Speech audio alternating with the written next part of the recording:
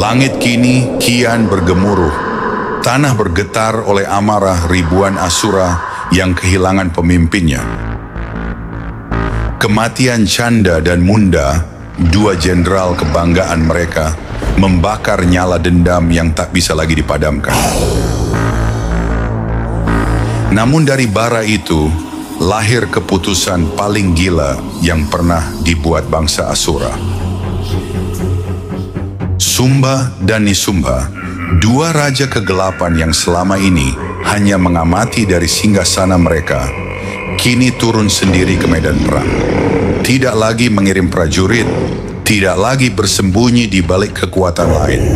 Hari itu mereka membawa seluruh kekuatan Asura terakhir. Pasukan yang dibentuk dari amarah, kegelapan, dan kebencian liar untuk menghancurkan para dewa sekali untuk selamanya. Dan dari sinilah perang sejati dimulai. Di tengah medan perang yang belum kering dari aliran darah, langit kembali berguncang. Dari balik kabut dan sisa bara api, muncul sosok baru. Tubuhnya tinggi, matanya menyala merah seperti bara, dan setiap langkahnya membuat bumi bergetar.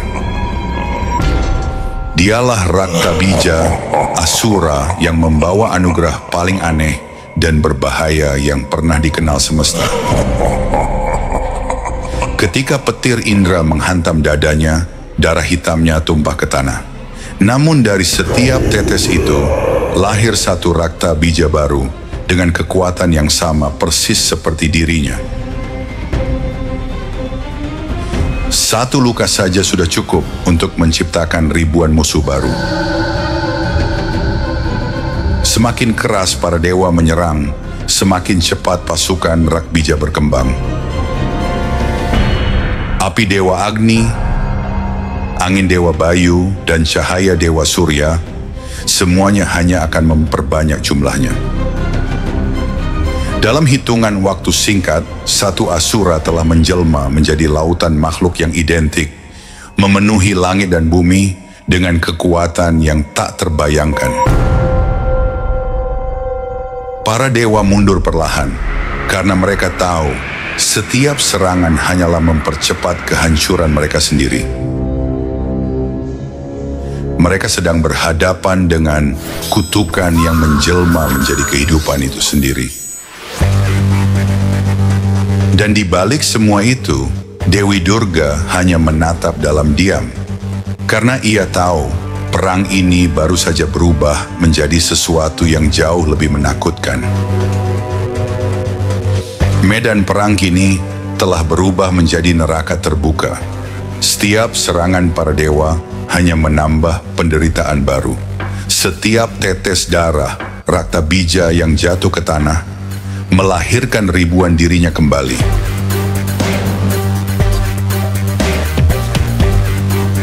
Langit dipenuhi bayangan tubuh Asura yang tak berujung. Suara perang bergema seperti ratapan dunia yang sekarat. Pasukan surga tercerai-berai, bahkan dewa-dewi mulai mempertanyakan keberadaan mereka sendiri. Untuk pertama kalinya, para dewa kehilangan arah. Mereka sadar, ini bukan perang fisik. Ini adalah perang melawan anugerah yang melanggar hukum alam semesta. Dan hanya kekuatan yang setara dengan penciptaan itu sendiri yang bisa meluruskannya kembali. Lalu, sesuatu bergetar di langit.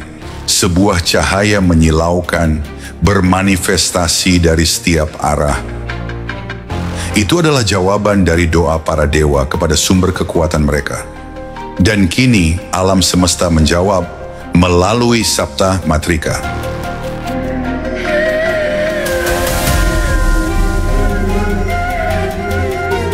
Dari cahaya keemasan Brahma, lahirlah kekuatan Dewi Brahmani, sang ibu pencipta. Dari pancaran putih Dewa Siwa, muncul Maheshwari, penjaga kehancuran yang suci. Dari samudra biru Dewa Wisnu, lahir Dewi Vaishnavi, kekuatan keseimbangan abadi.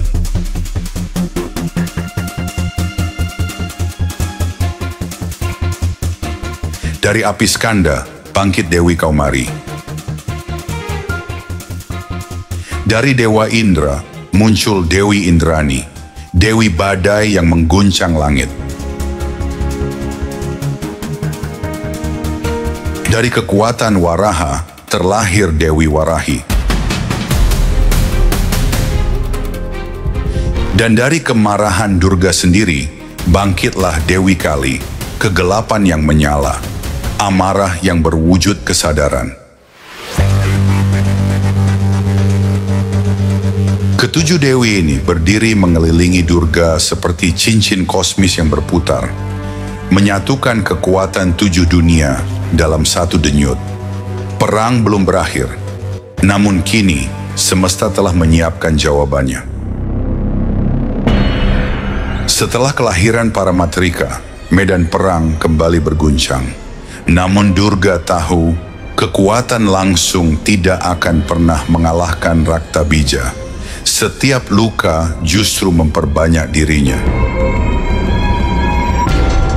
Ini bukan pertarungan kekuatan. Ini adalah pertarungan kecerdikan melawan kutukan darah abadi. Dewi Durga berdiri di tengah badai peperangan. Matanya memandang jauh ke arah Raktabija yang tertawa penuh kesombongan. Dengan suara yang menggema menembus 7 lapisan langit, Durga memanggil Dewi Kali, Sang Chamunda, sang kegelapan yang lapar. Wajahnya hitam legam, matanya menyala seperti bara dari dunia bawah. Kepada Kali, Durga memberi satu perintah suci. Minumlah setiap tetes darah yang keluar dari Raktabija. Jangan biarkan setetes pun menyentuh tanah ini, karena dari darahnya, dunia ini akan hancur. Durga dan para Matrika menyerang Raktabija dari segala arah. Pedang, tombak, dan cakra menghujani tubuhnya tanpa henti. Setiap sayatan memercikkan darah merah menyala ke udara, namun belum sempat jatuh ke tanah, lidah panjang. Kali telah melesat, menjilat setiap tetesnya, menyedotnya seperti nektar yang mengerikan. Darah yang seharusnya melahirkan 1000 asura, kini lenyap dalam rahim kegelapan. Semakin lama, Raktabija mulai melemah. Tubuhnya yang dahulu berkilau merah, kini memucat. Matanya bergetar, suaranya parau. Kekuatannya yang bersumber dari darahnya sendiri, kini hampir habis. Melihat kesempatan itu, Dewi Durga mengangkat pedangnya tinggi ke langit. Dalam satu ayunan kilat, kepala Raktabija terpisah dari tubuhnya. Tak ada darah yang mengalir, karena semuanya telah dihabiskan oleh Kali. Dan seketika itu juga, ribuan wujud Raktabija yang tersebar di medan perang, lenyap seperti debu yang tersapu cahaya. Hanya suara napas para dewi yang tersisa. Perang telah berakhir, kegelapan telah ditelan oleh kegelapan itu sendiri. Kemenangan pun bergema di Triloka. Langit bersorak, bumi bergetar, dan lautan bergelombang memuji nama Durga dan Kali. Untuk pertama kalinya sejak perang dimulai, para dewa dapat bernapas lega. Raktabija, sang asura abadi, telah jatuh. Dan terbuktilah tidak ada anugerah yang dapat melawan hukum alam semesta. Tidak ada kekuatan yang bisa mengalahkan kecerdasan semesta.